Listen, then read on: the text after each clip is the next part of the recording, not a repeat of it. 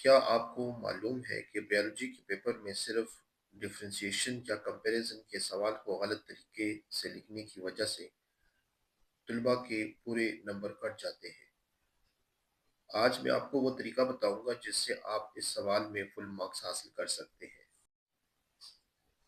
अस्सलाम वालेकुम स्टूडेंट्स। आज हम बात करेंगे कि बायोलॉजी और दूसरे साइंस सब्जेक्ट्स में डिफरेंशिएट या कंपेयर करने वाले सवालात को सही तरीके से कैसे अटेम्प्ट करना है। अक्सर तलबा इस सवाल का जवाब पैराग्राफ की सूरत में लिख देते हैं, जिसकी वजह से एग्जामिनर को वाज़ेह फ़र्क नज़र नहीं आता और नंबर कम मिलते हैं।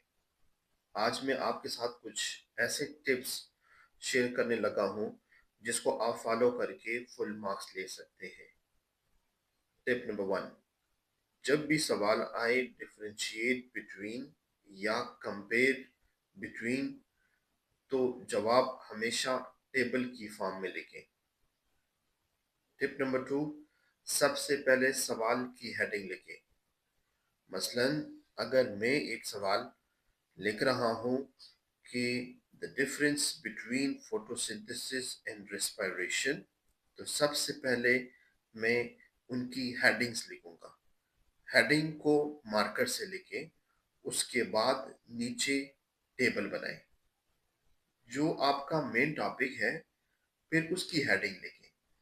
जैसा कि आप देख सकते हैं कि फोटोसिंथेसिस और रेस्पिरेशन में फ़र्क के बारे में मैं लिख रहा हूँ, तो मैंने टेबल में एक हेडिंग में फोटोसिंथेसिस और दूसरे हेडिंग में रेस्पिरेशन लिखा।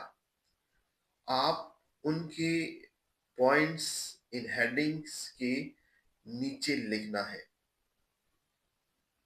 टिप नंबर फोर, दो किस्म के बॉल पॉइंट्स इस्तेमाल करें, ब्लू एंड ब्लैक।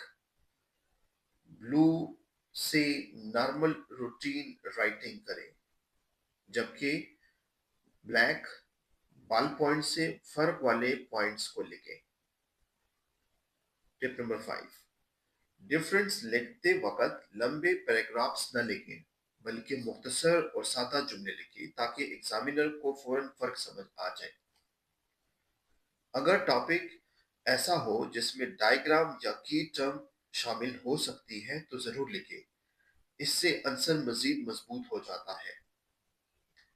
अगर आप 3 मार्क्स के लिए लिख रहे हैं तो कम से कम 4 से 5 पॉइंट्स होने चाहिए। अब ये डिपेंड करता है क्वेश्चन के ऊपर। आपके पॉइंट्स इक्वल होने चाहिए। ऐसा नहीं है कि एक साइड पर आप 2 पॉइंट्स लिखते हो और दूसरे साइड पर आप 4 पॉइंट्स लिखते हो, तो ये गलत है। बल्कि number of points must be same, ये जरूर सेम होने चाहिए। एंड में एग्जाम्पल जरूर दे, इससे अच्छा इंप्रेशन पड़ता है। Last tips, table form, clear headings, short points, ये 3 चीजें आपको डिफरेंशिएट वाले सवाल में फुल मार्क्स दिलवा सकते हैं।